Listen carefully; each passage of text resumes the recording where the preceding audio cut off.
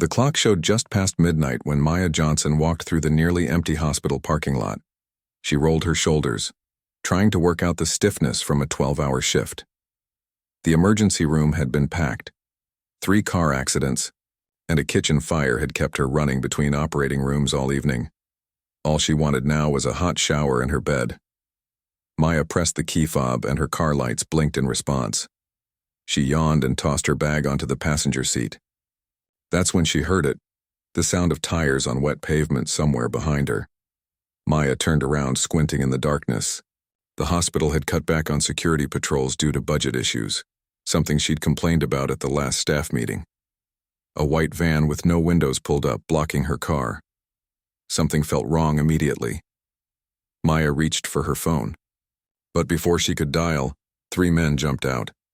Their faces were partly covered, but she could see tattoos crawling up their necks, strange symbols, and what looked like lightning bolts. "Hey, Doc," one of them said with a smile that didn't reach his eyes. "We need some medical help." Maya backed away. "The emergency room is right there. I just finished my shift." "Nah. We need the kind of help only you can give." The tallest one moved closer. "You're the one who testified against our friend Ronnie, right?" Maya's heart sank. 2 months ago, she'd testified in a case involving a patient who had died due to medical neglect at a private clinic. The doctor responsible had clear ties to a hate group. Her testimony had been key to his conviction. She turned to run, but someone grabbed her from behind. A cloth covered her mouth and nose. The smell was sharp and chemical. Maya fought hard, kicking and clawing, managing to scratch one attacker's face. But the world was already going dark around the edges, her limbs growing heavy. "You should have stayed in your lane," was the last thing she heard before everything went black. The security camera captured it all. 3 men forcing an unconscious woman into a van, then speeding away. But no one was watching the monitor that night. Half a world away, Major James Johnson was crouched in a dusty tent studying maps spread across a folding table. 6 days into a classified operation, his team had been tracking a high-value target across harsh mountain terrain. The air inside the tent was stale and hot, but James barely noticed. After 15 years in special operations, discomfort was just background noise. "Major," a voice called from outside. "Command needs you on the secure line. Priority Alpha." James frowned. Priority Alpha meant only one thing, something personal. His mind immediately went to Maya. He'd called her just yesterday and everything had been fine. She'd laughed about a patient who'd come in with a toy stuck somewhere embarrassing, and they'd talked about plans for when he returned home in 3 weeks. Inside the communications tent, the satellite phone felt heavy in his hand. "Major Johnson, speaking. James." It was Colonel Hayes, his direct superior and longtime friend. The use of his first name confirmed this wasn't about the mission. "I'm afraid I have some bad news." The colonel's words came through the static. Maya missing, her car found abandoned in the hospital parking lot, security footage showing an abduction, local police investigating, possible connection to a hate group called the Iron Fist. "When?" James asked, his voice unnaturally calm. "About 8 hours ago. I've already arranged transport. There's a helicopter waiting to take you to the airbase. You'll be stateside in under 20 hours. James thanked him, hung up, and stood completely still for exactly 60 seconds. In those moments, he compartmentalized everything, his fear, rage, and the horrifying images flooding his mind. He packed them away behind the mental wall that had kept him functioning through firefights, ambushes, and losing men under his command. When he moved again, he moved with purpose. The flight back to the States was a blur of transfers and waiting. James used the time to make calls, pulling strings and calling in favors from people who owed him. By the time his plane landed in his hometown, he had information the local police didn't. Detective Elena Rivera met him at the airport, her expression grim but professional. She was younger than James expected, maybe mid-30s, with dark circles under her eyes suggesting she hadn't slept much. "Major Johnson," she said, extending her hand. "I wish we were meeting under better circumstances." "What do we know?" James asked as they walked briskly to her unmarked car. Rivera handed him a tablet. Security footage shows 3 men forcing Dr. Johnson into a white van at 12:17 a.m. We've identified the van as stolen from a plumbing company 2 days earlier. It was found burned out near the state park this morning. James swiped through the images, pausing on a still from the security camera. Maya was fighting back, her face a mask of determination even as she was being overpowered. Pride mingled with his fear. The men have tattoos consistent with the Iron Fist gang, Rivera continued. They've been escalating from vandalism to violent assaults over the past year, but a kidnapping, this is new and bold. Why target my wife specifically? Dr. Johnson testified against Dr. Robert Wells 2 months ago. Wells was sentenced to 15 years for criminal negligence resulting in death. He has connections to the Iron Fist. Our working theory is this is retaliation. James nodded slowly. Maya had mentioned the case, a young black woman who died after Wells deliberately provided substandard care. Maya had been called as an expert witness. She'd been upset about the case but hadn't mentioned any threats. When they reached their house, James stopped cold at the sight of it. Red spray paint covered the front door and windows, crude symbols and words of hate. Crime scene tape fluttered in the breeze. This happened the same night, Rivera said quietly. Neighbors called it in. Forensics has been through, but there's nothing connecting it directly to Dr. Johnson's abduction except timing. James walked slowly up the driveway, his training allowing him to notice details others might miss. Footprints in the flower bed that hadn't been fully documented, a cigarette butt half hidden by a bush probably overlooked by the evidence team. Inside, the house was eerily quiet. James stood in their bedroom, looking at Maya's nightstand. Her reading glasses were there, along with a half-finished novel. A tube of the expensive hand cream he'd sent her from overseas. Her presence was everywhere. He opened their closet and pushed aside hanging clothes, revealing a hidden safe. The combination, the date they'd met, plus the date they'd married, opened it with a soft click. Inside was his backup weapon, documentation, passports, emergency cash. James took out an old flip phone and powered it on. This wasn't his regular phone, but one he kept for contacts outside official channels, people who could help when traditional methods fell short. For just a moment, James allowed himself to feel the weight of what was happening. Maya was out there somewhere, afraid and alone. The thought threatened to break him. Instead, he used it as fuel. He made his first call. "It's Johnson. I need your help." James stood in front of a large corkboard he'd set up in the dining room, pinning photos and maps with the careful precision that had kept him alive on countless missions. Detective Rivera sat at the table, watching him with a mix of curiosity and concern. "You know this isn't how normal people respond to a crisis," she said, taking a sip of her coffee. James didn't look away from the board. "I'm not normal people." 3 days had passed since Maya's abduction.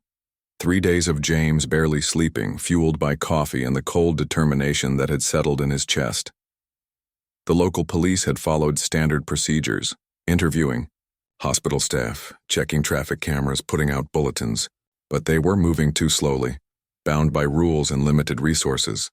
James wasn't bound by either. "Tell me more about the Iron Fist," he said, stepping back to examine the pattern he was creating. Rivera opened a file folder. They started as a prison gang about 8 years ago. White supremacist ideology, the usual garbage. When the founding members got out, they established themselves locally. Mostly they deal in illegal guns, some drugs. They recruit angry young men with promises of brotherhood and purpose. And Maya's testimony threatened them? Dr. Wells was their medical provider. He patched up members who couldn't go to hospitals, prescribed medication without questions. He was valuable to them. "Your wife's testimony put him away for a long time," James nodded, adding another pin to the board. "I'm going to need to see the case files." "You know I can't do that," Rivera said, but her tone lacked conviction.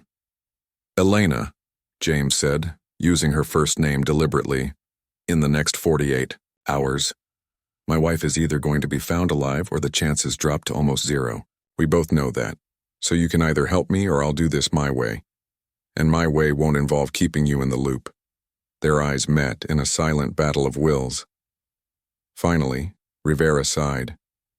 I'll see what I can do. But you stay in contact with me, understand? No lone wolf stuff.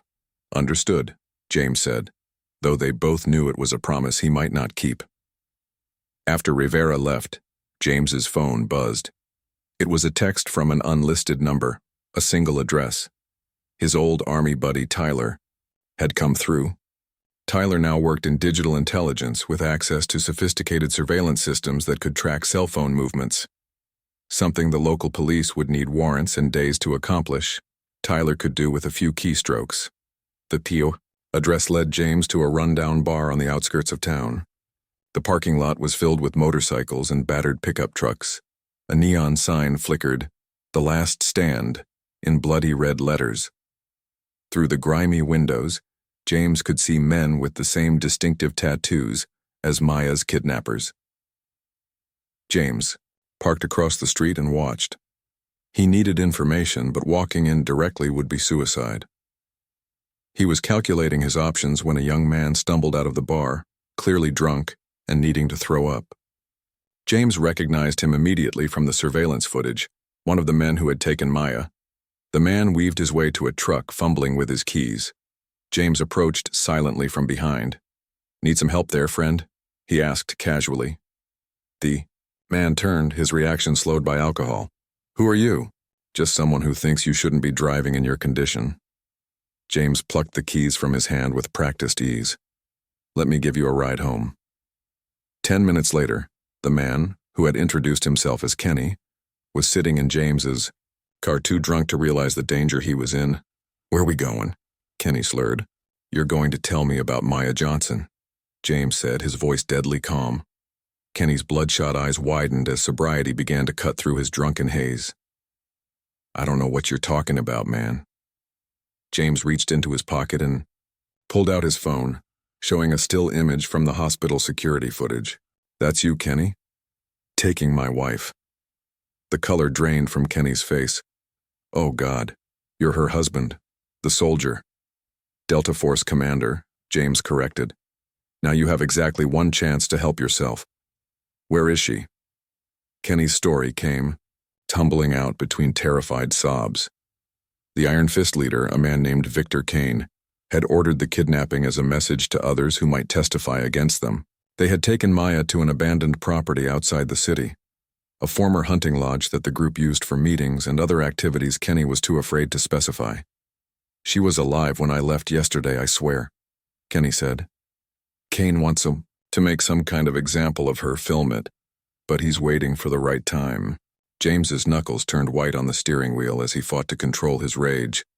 "Draw me a map of the property, every building, every entrance, every guard position." Back at home, James studied Kenny's crude map. The property was isolated, surrounded by dense woods with a main lodge and several smaller cabins. Kenny had marked the guards' routines and where he thought Maya was being held. James compared it with satellite images he'd pulled up, looking for approach routes and potential blind spots. A knock at the door interrupted his planning.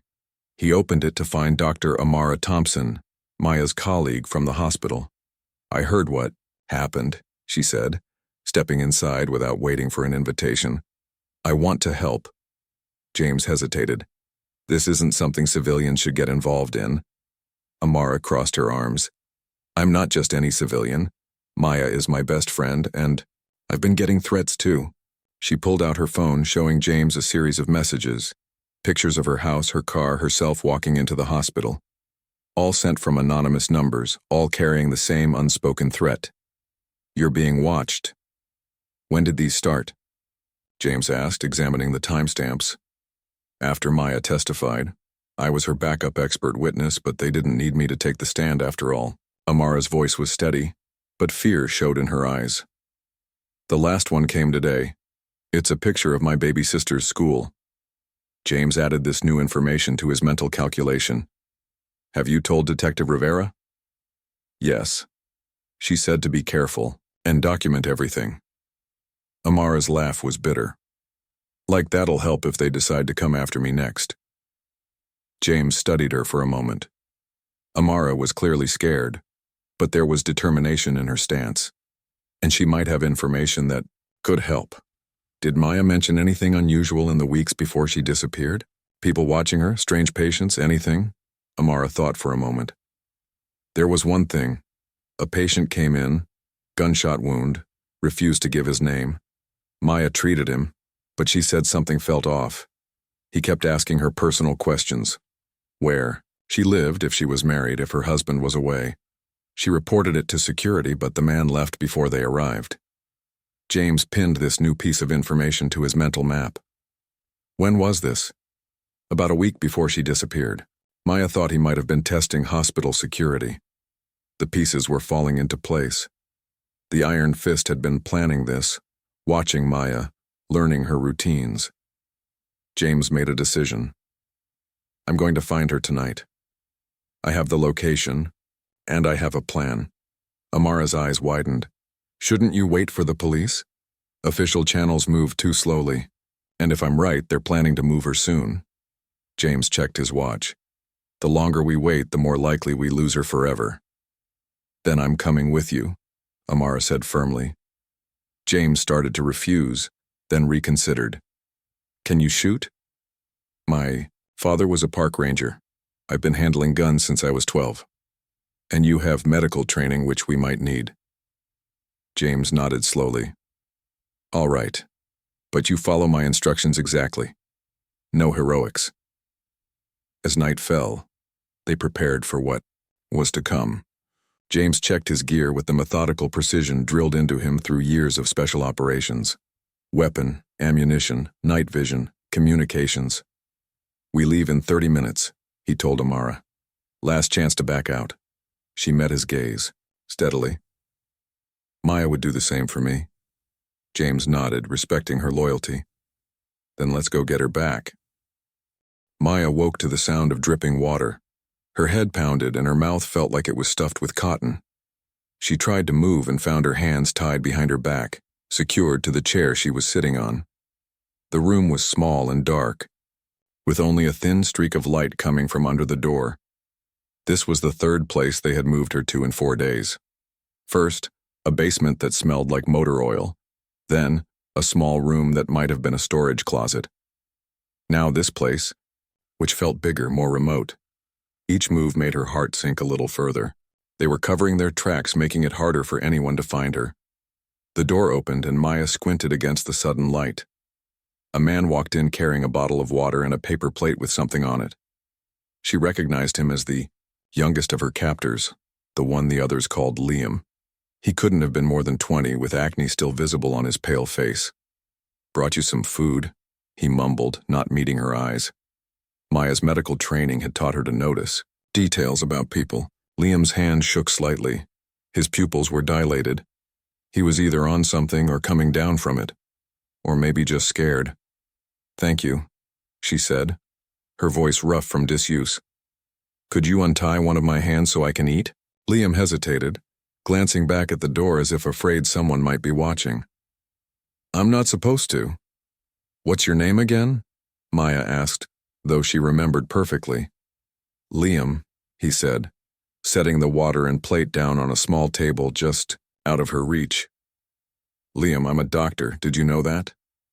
He nodded. That's why they took you. Because of what you said in court. Maya kept her voice gentle, non-threatening. I remember you. You were at the hospital about 8 months ago. Came in with your brother. He had appendicitis. Liam's eyes widened. How'd you know that? I performed his surgery. Anthony, right? He was scared but trying not to show it. You stayed with him the whole time. The memory seemed to affect Liam. He looked away, then back at her. Yeah, that was you. Tony said you were nice to him, even though what? Because of your tattoos. I don't care about those. I treat everyone the same. Liam seemed to struggle with himself for a moment, then quickly untied one of her hands. Be quick. If Victor comes back and sees, I understand, Maya said, reaching for the water bottle. She drank deeply, then ate some of the food, a sandwich that was barely more than bread and a slice of cheese. Still, she needed to keep her strength up. Where are we, Liam? she asked between bites. Can't tell you that. How about what day? It is? I've lost track. Thursday, he said after a pause. 4 days since they took her. 4 days of James wondering where she was. James. The thought of her husband gave her a surge of hope. He would be looking for her. And if there was anyone in the world who could find her, it was him. What's going to happen to me? Maya asked, watching Liam carefully. The young man's gaze dropped to the floor. Victor's planning something, for the weekend. Some kind of message to people like you who go against us. Maya felt cold fear spread through her chest but kept her expression neutral. People like me? You know, Liam said uncomfortably. People who don't stay in their place. And where exactly is my place, Liam? He didn't answer. Do you know what I do at the hospital? I save lives. Last month I operated on a 7-year-old girl who was in a car accident. The month before that I helped deliver triplets when the mother started hemorrhaging. I don't ask about people's skin color or beliefs before I treat them. Everyone gets the same care from me. Liam shifted his weight from foot to foot. It's not that simple.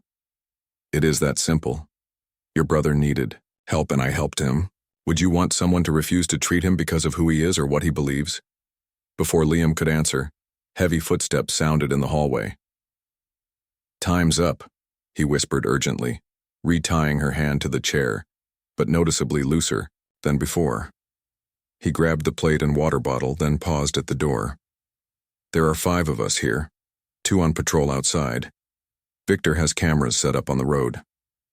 He said it quickly, quietly, then was gone. Maya stored this information carefully. 5 men inside, 2 outside. Cameras. It wasn't much, but it was something. And Liam had given it to her deliberately, a small crack in the wall they'd built around her. Miles away, James and Dr. Thompson approached the edge of the woods surrounding the old hunting lodge. The night was cloudy, providing good cover as they moved silently toward their target. James was in his element, moving with the confidence of someone who had done this dozens of times in much more hostile territory. Amara struggled to keep up, but she didn't complain. Her determination to help her friend pushed her forward. James held up a hand signaling for her to stop. He raised a pair of night vision binoculars to his eyes, scanning the property ahead. 2 men patrolling the perimeter, he whispered. Just like Kenny said. They're armed. How do we get past them? Amara asked. We don't need to. Not yet. James pulled out a small device from his pack. First, we listen. The device was a long-range directional microphone capable of picking up conversations from hundreds of yards away. James pointed it toward the main building, adjusting the frequency. Through the earpiece, they could hear fragments of conversation, men talking, laughing, someone complaining about the food. Then a voice that made James tense up. Tomorrow night, we make the video. Send a message to everyone who thinks they can stand against us. Another voice responded. What about after? She's seen all our faces. What do you think happens after? The first voice said with a chilling laugh. James removed the earpiece, his face expressionless, but Amara could see the muscle in his jaw twitching. They're planning to kill her tomorrow night, she whispered. James nodded once. That means we move tonight. No waiting for backup. Shouldn't we call Detective Rivera? I already did, left her the coordinates and what we know. But we can't wait for them to organize a proper response. By then, they might move Maya again or worse. James studied the property layout one more time, then turned to Amara. This is your last chance to back out. What we're about to do, there's no going back. Amara took a deep breath. I'm a trauma surgeon. I've made life and death decisions before. I'm staying. All right. James handed her a small radio. You stay here. Keep watch. If you see police arriving or if anything changes, you let me know immediately. Under no circumstances do you approach the buildings. Your job is to be ready when I bring Maya out. She might need medical attention. What's your plan? Amara asked. James checked his weapon one last time. I'm going to create a distraction on the east side of the property. When they respond to that, I'll enter from the west, find Maya, and get her out. That's it? That's your plan? A ghost of a smile crossed James's face. Sometimes simple is better, less to go wrong. He began applying dark camouflage paint to his face, his movements practiced and efficient. If I'm not back in 1 hour, call this number. He handed her a piece of paper. Tell them Avalanche is compromised. They'll understand. Who will understand? People I served with. People who owe me favors. They'll come for you, and they'll finish what I started. The implications of this sent a chill through Amara. This wasn't just a rescue mission. James was prepared to give his life to save his wife. 1 hour, he repeated. Not a minute sooner. Then he was gone, disappearing into the darkness with such smooth efficiency that Amara wasn't even sure which direction he had taken. She settled into position, the radio clutched in her hand, and began the longest wait of her life. Inside the hunting lodge, Maya worked at the loosened ropes around her wrists. Liam's small act of mercy might be her only chance. She didn't know if James had figured out where she was, but she wasn't going to wait helplessly for whatever Victor had planned for the weekend. Every doctor knows that surviving is sometimes about buying time. Just a little more time for help to arrive, for the body to heal, for the miracle to happen. Maya was buying time, one frayed strand of rope at a time. James moved like a shadow through the woods, each step deliberate and silent. Rain had started to fall, a light drizzle that muffled sound and reduced visibility. Perfect conditions for what he needed to do. The wet leaves didn't crunch beneath his boots. The darkness didn't slow him down. This was the environment he had trained in for years. He reached the eastern edge of the property and removed 3 small devices from his pack. They weren't military grade, just simple remote-activated noisemakers he'd purchased from a hunting supply store. But they would serve his purpose. He placed them at different points, each about 50 yards apart, then retreated to his planned entry point on the western side. Through his night vision goggles, he could see one guard standing under the overhang of a small porch, smoking a cigarette and looking miserable in the rain. The second guard was making lazy circles around the main building. Sloppy. Undisciplined. These weren't professionals. That gave James an advantage, but it also made them unpredictable. James checked his watch. Almost midnight. He pressed the first button on the remote trigger. A loud crack, like a gunshot, echoed from the eastern woods. The guard by the porch immediately raised his rifle, peering into the darkness. The patrolling guard jogged over, and they exchanged words James couldn't hear. He pressed the second button. Another crack, followed by a mechanical whirring sound. The 2 guards shouted back toward the house. A moment later, the front door opened and 2 more men emerged, weapons in hand. "Check it out," one of them ordered. "Could be cops." "In this weather?" "No way," another argued. But they all moved cautiously toward the eastern side of the property, leaving the western approach temporarily unguarded. James seized his moment, sprinting low across the open ground between the woods and the back of the main building. There was a window there, according to Kenny's information. A small bathroom window that was usually left partly open because of the building's poor ventilation. The window was exactly where it should be, cracked open a few inches. James listened carefully for any sound inside, then slowly pushed it wider. It was tight, but he could fit. Years of keeping himself in peak condition paid off as he squeezed his frame through the opening, landing silently on the bathroom floor. He drew his weapon and moved to the door, listening again. The house was quieter now with most of the men outside, but he could hear someone moving around and a television playing somewhere. He eased the door open a crack and peered out into a dim hallway. A man was sitting in a chair at the end of the hall, facing away from him, watching something on a small TV. One of the interior doors was closed, with a padlock visible on the outside. That had to be where they were keeping Maya. James had 2 options. Try to sneak past the guard or take him out quietly. He chose the second option. Moving silently down the hall, he approached the man from behind. The television covered the sound of his footsteps until he was directly behind the guard. With practiced efficiency, James locked his arm around the man's neck in a chokehold, cutting off blood flow to his brain. The guard struggled briefly, then went limp. James eased him to the floor, unconscious but alive. He wasn't here to kill anyone, unless absolutely necessary. He took the keys hanging from the man's belt and moved to the locked door. The third key worked, the padlock opening with a click that sounded too loud in the quiet hallway. James eased the door open, his weapon ready. The room was dark, but he could make out a figure tied to a chair in the center. Even in the dim light, he'd recognize her anywhere. "Maya," he whispered. Her head jerked up. "James?" Her voice was rough, disbelieving. He holstered his weapon and moved quickly to her side, taking out a small knife to cut through the ropes binding her wrists and ankles. "It's me. I'm getting you out of here." Maya's hands were free now, and she threw her arms around him, holding on tight for just a moment before pulling back. "How did you find me?" "I'll explain later. Can you walk?" "Yes." Maya stood up, wincing slightly. "My legs are stiff, but I'm okay." James did a quick visual assessment. She had a bruise on her cheek and looked exhausted, but otherwise seemed unharmed. Relief flooded through him, so powerful he almost lost focus. Almost.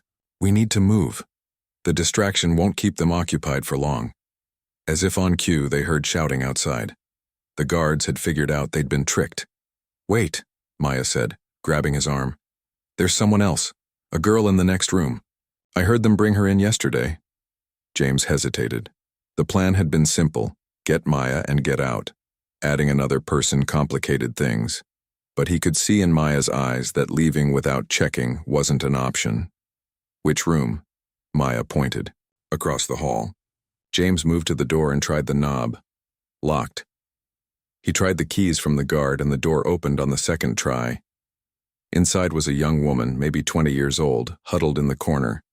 She flinched when the door opened, raising her hands defensively. "We're here to help," Maya said, pushing past James. "I'm a doctor.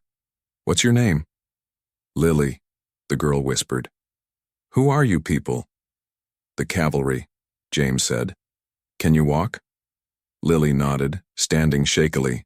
Maya put an arm around her for support. James checked the hallway. Still clear, but he could hear the men returning to the house, angry voices getting closer. He gestured for Maya and Lily to follow him toward the bathroom window he'd entered. "Through." "You two go through first," he whispered. "Head straight for the woods.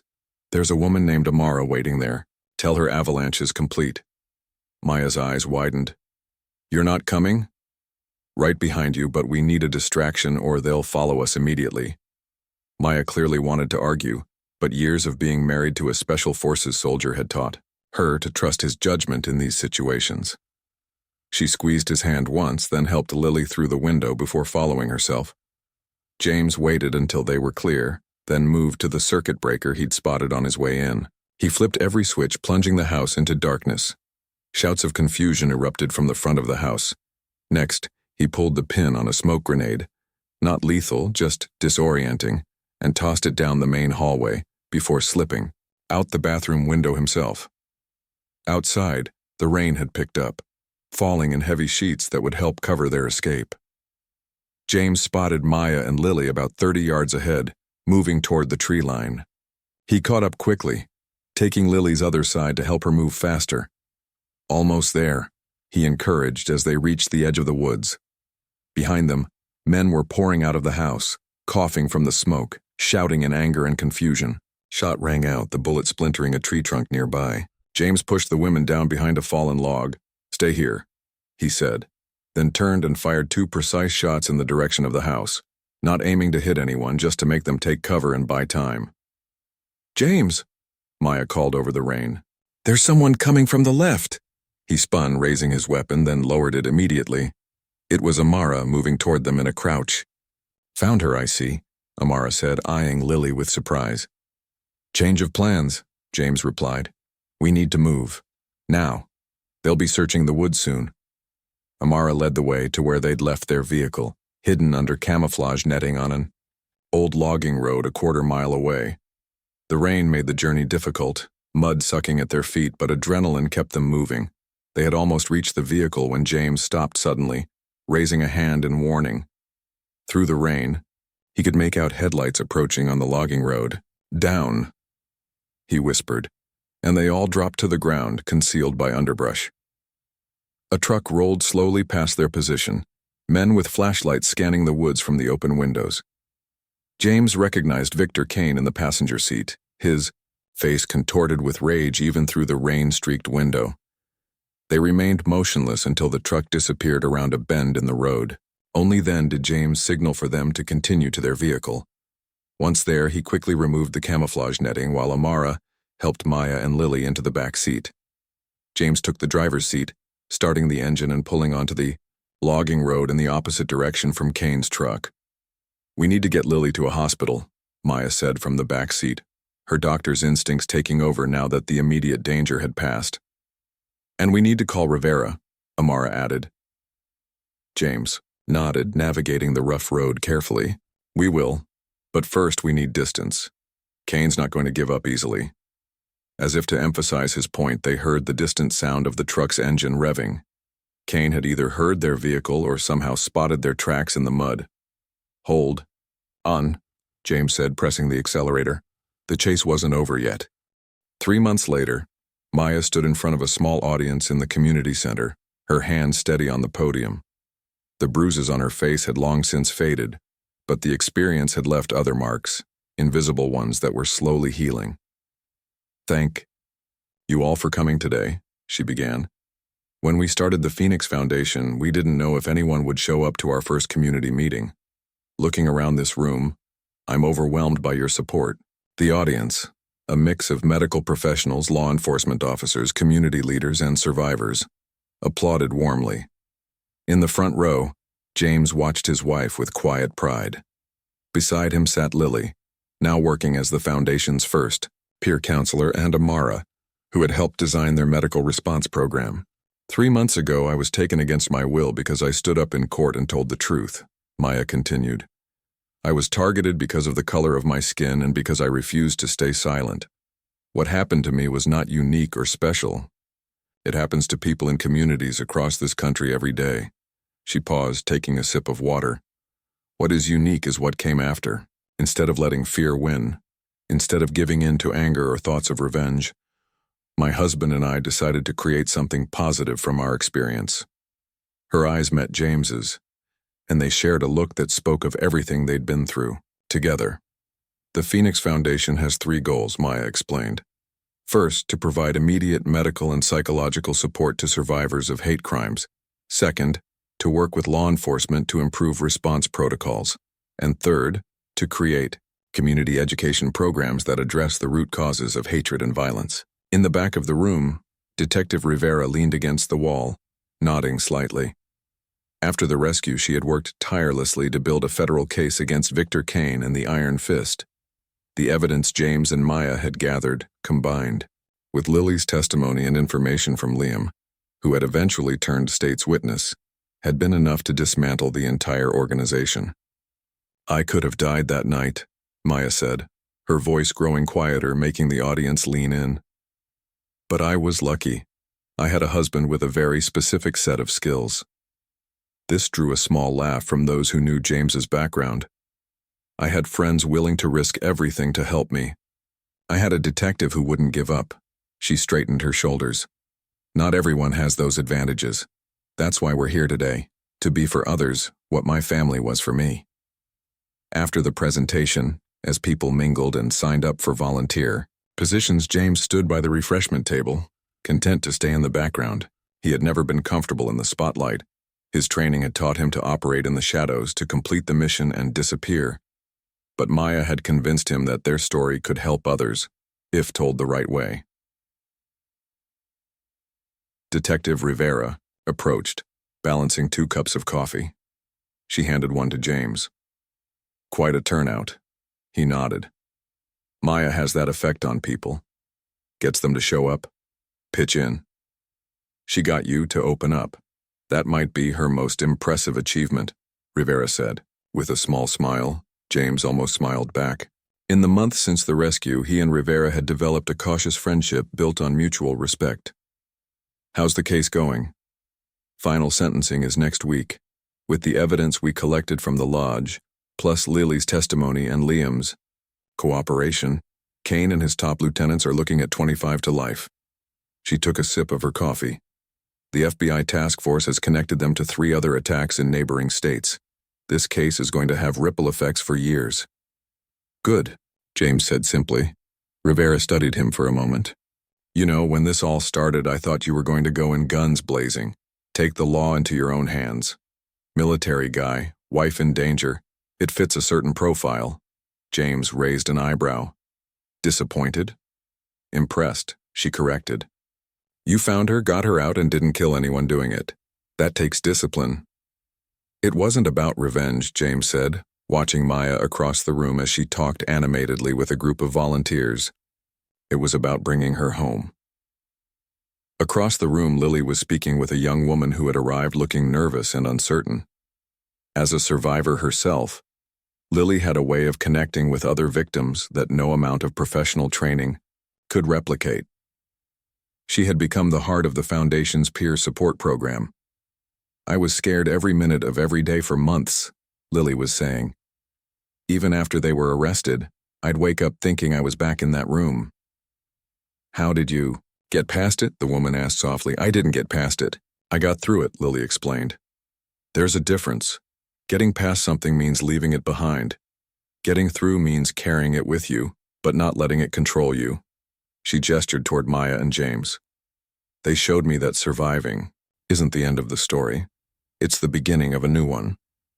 Near the doorway, Amara was deep in conversation with the chief of surgery from the hospital where she and Maya worked.